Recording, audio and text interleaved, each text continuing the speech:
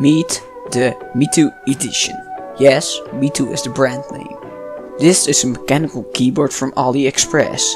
It costed me 29 euros. That equals to 33.44 USD. It uses Cherry and Max Blue rip-off keys. They type very good in my opinion. This is how it sounds.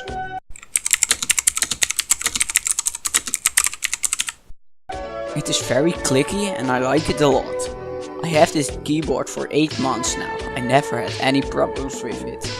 It feels pretty nice and sturdy. It doesn't bend.